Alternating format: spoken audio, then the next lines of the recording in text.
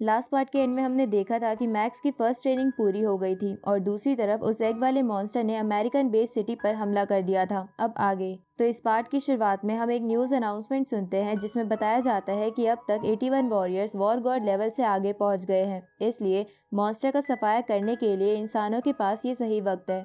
इधर हम मैक्स और ईवा को देखते हैं जो दोनों बेस सिटी के मैरिज रजिस्ट्रेशन ऑफिस में जाकर अपना रजिस्ट्रेशन करवा लेते हैं, जहां वो दोनों बहुत खुश लग रहे थे। इसके बाद वो लोग घर आ जाते हैं जहां बहुत थक जाने की वजह से मैक्स आराम करने लगता है। तभी ईवा उसके पास आती है और सोते हुए उसकी फोटो क्लिक कर लेती है, जिसके बाद वो उन फोटो को अपनी बाकी पिक्चर्स के साथ अटैच करके उन्हें प्यार से देखने लगती है। तभी मैक्स उसके पास आता है और उसे एक नेकलेस देते हुए कहता है कि ये नेकलेस मुझे एंशिएंट सिविलाइजेशन रुइन से मिला था, जिसका नाम मैंने इटर्नल लव रखा है क्योंकि ये तुम्हें हर मुसीबत से बचाएगा। अब उस नेकलेस को पाकर ईवा बहुत खुश हो जाती है। इधर बिया उन दोनों की मैरिज वाली बात जानकर कहती है कि मैरिज बस इंसानों का बनाया हुआ एक अजीब सा प्रॉमिस है, जिसके बाद वो अपने बच्चे को जन्म देते हैं। इस पर मैक्स उसे कहता है कि मैं ईवा से इसलिए शादी कर रहा हूँ क्योंकि इस वक्त वुड क्रिस्टल की वजह से अर्थ पर बहुत सारे स्टार ट्रैवलर लेवल के फाइटर हो गए हैं, जिसकी वजह से सभी देश के पास मॉन्स्टर से लड़ने की पावर है और फिलहाल के लिए दुनिया में शांति है, जिसके कारण मैं ईवा से आराम से शादी कर सकता हूँ। आगे मैक्स बियाओ के साथ मिलकर वेडिंग ड्रेस देखने लगता है। साथ ही बियाओ के पेरेंट्स भी मैक्स के पेरेंट्स से मिलने आए हुए थे। अब मैक्स और ईवा उस मोमेंट को एंजॉय करने के लिए अपने रूम में आ जाते हैं। तभी मैक्स को कमांडर का फोन आता है जो उसे कहते हैं कि तुम जल्दी से वॉर गॉड पैलेस में आ जाओ क्योंकि मास्टर हॉन्ग ने एक अर्जेंट मीटिंग रखी है। इस तरफ हम अमेरिका के उसी बेस को देखते हैं जहां सभी वॉर शिप्स और प्लेन्स मशीन गन और बाकी वेपन से लगातार उस मॉन्स्टर पर हमला किए जा रहे थे, लेकिन उनसे उस मॉन्स्टर को कोई फर्क नहीं पड़ रहा था और वो एक एक कर उन सभी प्लेन्स और शिप्स को तबाह करता जा रहा था। उसी वक्त मो हेंडरसन 2 प्लेन्स के पायलट को बचाता है, जिसके बाद वो कुछ ऑफिसर से उस मॉन्स्टर का डेटा मांगता है, लेकिन उनके पास उस मॉन्स्टर से रिलेटेड कोई डेटा नहीं था। तभी कायता मो हेंडरसन को वीडियो कॉल करके बताता है कि मेरे यूरोपियन सोल्जर्स तुम्हारे सोल्जर्स के साथ मिलकर लड़ने के लिए बिल्कुल तैयार हैं, इसलिए तुम इन्हें कभी भी अटैक के इंस्ट्रक्शंस दे सकते हो। ये सुन के मो हेंडरसन बेस पर खड़े सभी सोल्जर्स को ऑर्डर देता है कि जितने भी सी यूनिट्स और एयर यूनिट्स है उन्हें रवाना कर दो और उस मॉन्स्टर को हर कीमत पर मार दो। अब कई सारी शिप्स उस मॉन्स्टर की तरफ रवाना हो जाती है। साथ ही कायता भी एक प्लेन में बैठकर बाकी सोल्जर्स के साथ उस मॉन्स्टर की तरफ निकल जाता है। इधर वो मॉन्स्टर बेस सिटी के सभी वेपन्स को तोड़ने लगता है। तभी सबमरीन्स, फाइटर जेट और शिप से कई सारी मिसाइल्स उस मॉन्स्टर की तरफ रिलीज कर दी जाती है, जिन्हें देखकर वो मॉन्स्टर तुरंत ही अपनी जगह से हट जाता है, लेकिन वो मिसाइल्स टारगेटेड मिसाइल्स थी, जिसकी वजह से वो भी अपना रास्ता बदलकर मॉन्स्टर की तरफ बढ़ने लगती है। तो ये देखकर वो मॉन्स्टर इधर उधर भागने लगता है, लेकिन जब कुछ नहीं होता तो वो उन मिसाइल्स को आपस में भिड़वा देता है। ये देखकर कायता के साथ साथ सभी सोल्जर्स चौंक जाते हैं कि ये मॉन्स्टर मिसाइल्स को भी डॉज कर सकता है। इधर ये देखकर मो हेंडरसन को गुस्सा आने लगता है, लेकिन वो फिर भी अपने सोल्जर से कहता है कि अटैक्स को मत रोकना। इस तरफ कायता और उसकी टीम फाइटर जेट से उस मॉन्स्टर का पीछा कर रहे थे,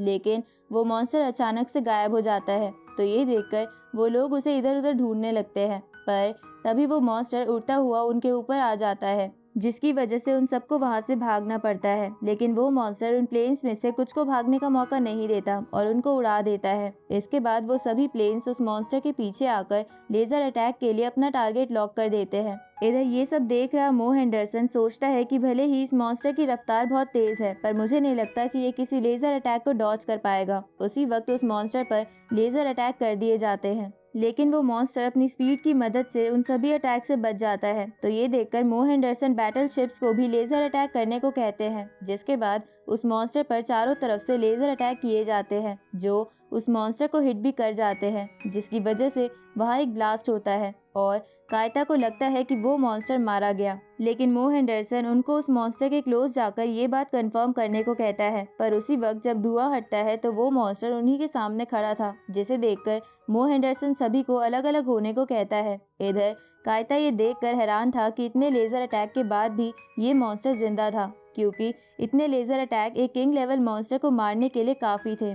तभी वो मॉन्स्टर उन सभी प्लेन्स को एक एक करके डिस्ट्रॉय करने लगता है और उनमें से कुछ ही भागने में कामयाब हो पाते हैं, जिनमें से एक कायता भी था। जिसके बाद वो मो हेंडरसन से कहता है कि इस मॉन्स्टर पर सभी अटैक्स नाकाम हैं, तो हमें क्या करना चाहिए। जिस पर मो हेंडरसन सभी से कहता है कि लेजर कैनन्स की पावर पूरी मैक्सिमम कर दो और उस मॉन्स्टर पर फिर से अटैक करने की तैयारी करो।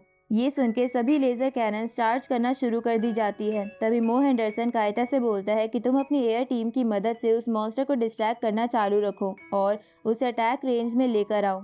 ये सुन के कायता ऐसा करने लगता है, जहाँ ऐसा करते हुए उसके और टीममेट मरने लगते हैं। इधर मो हेंडरसन भी अपने सूट को एक्टिवेट करके लड़ने के लिए तैयार हो जाता है। तभी एक शिप कैप्टन उस मॉन्स्टर पर बहुत सारी मिसाइल से अटैक करता है, लेकिन उस मॉन्स्टर की स्पीड इतनी ज्यादा थी कि उससे उस मॉन्स्टर पर कोई असर नहीं हो रहा था। इधर मो हेंडरसन कायता से कहता है कि मेरे पास एक बैटल प्लान है। अब ये कहकर मो हेंडरसन कायता से मॉन्स्टर को डिस्ट्रैक्ट करके दूसरी ओर से मॉन्स्टर की तरफ बढ़ने लगता है। इधर कायता उस मॉन्स्टर को डिस्ट्रैक्ट करने के लिए लेजर अटैक का इस्तेमाल करने लगता है, पर तभी मो हेंडरसन उसे अटैक करने से रोक देता है क्योंकि वो उस मॉन्स्टर के बहुत करीब आ गया था। इसके बाद मो हेंडरसन उस मॉन्स्टर को धीरे धीरे करके अपनी आइस गन से पूरा जमाने लगता है, जहां इसमें उसकी पूरी ताकत का इस्तेमाल हो रहा था क्योंकि वो मॉन्स्टर बहुत बड़ा और ताकतवर था। अब उस मॉन्स्टर को पूरा जमाने के बाद मो हेंडरसन सभी से कहता है कि मैं इसे ज्यादा देर तक नहीं रोक सकता, इसलिए जल्दी से सभी लेजर से इस पे अटैक करो। ये सुन के सभी लेजर की मैक्स पावर से उस मॉन्स्टर पर अटैक कर दिया जाता है, जिसकी वजह से वहाँ धुआं धुआं हो जाता है, लेकिन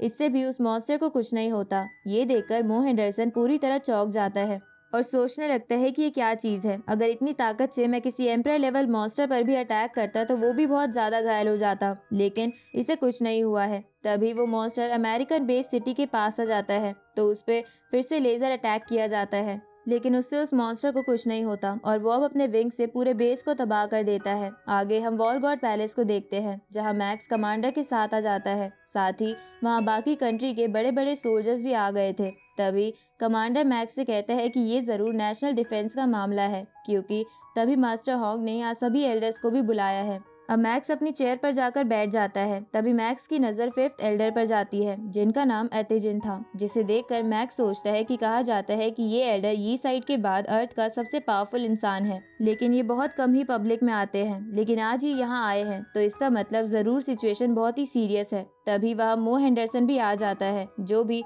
इंजर्ड था, और उसका एक हाथ भी कट जाता है। तभी एल्डर सोकोलोव उसकी ऐसी हालत देखकर उसे ड्रिंक ऑफर करता है। इधर मैक्स को मो हेंडरसन की ऐसी सिचुएशन देखकर समझ नहीं आता कि उसे क्या हुआ है। तभी मास्टर हॉन्ग और मास्टर ली शेन वहाँ आ जाते हैं, जिन्हें देखकर वो सभी अपनी अपनी जगह पर खड़े हो जाते हैं। अब मास्टर हॉन्ग उन सभी से कहते हैं कि मुझे अमेरिका से एक न्यूज़ मिली है कि वहाँ एक बहुत बड़ा मॉन्स्टर आ गया है और वो मॉन्स्टर फ्यूचर में ज़रूर पूरे वर्ल्ड को अफेक्ट करेगा, इसलिए मैंने आज की ये मीटिंग बुलाई है। तभी मास्टर हॉन्ग मो हेंडरसन की तरफ इशारा करते हैं, जिसे देखकर मो हेंडरसन वहाँ एक पैनल बनाता है और उस पर एक वीडियो डिस्प्ले करता है, जिसमें हम देखते हैं कि वो मॉन्स्टर धीरे धीरे अमेरिकन सिटी के अंदर जा रहा था। तो ये देखकर सभी सोल्जर्स उस पर अटैक करते हैं। तभी वो मॉन्स्टर आसमान में उड़कर अपना सेकंड मुंह ओपन करता है और उसमें सभी चीजों को खींचने लगता है। इधर मो हेंडरसन सबको बताता है कि इस मॉन्स्टर के पास ये एक अजीब सी एबिलिटी है, जिसकी वजह से उसने अमेरिकन बेस की सभी चीजों को अपने अंदर खींच लिया है, यहाँ तक कि सोल्जर्स को भी नहीं छोड़ा। जिसके बाद ऐसा लग ही नहीं रहा था कि वहाँ पर कोई बेस था या नहीं। तो अब ये वीडियो देखकर वहाँ बैठे सभी वॉरियर्स चौंक जाते हैं। तभी मो हेंडरसन उन सभी को बताता है कि मेरे अलावा सिर्फ 2 और लोग ही उस मॉन्स्टर से बच पाए हैं, और वो मॉन्स्टर 12 वॉर गॉड वॉरियर्स और 50,000 से भी ज्यादा जिंदा नॉर्मल सोल्जर्स को निगल गया है। ये सुन के मैक्स को बहुत गुस्सा आने लगता है और इसी के साथ ये पार्ट यहीं खत्म होता है।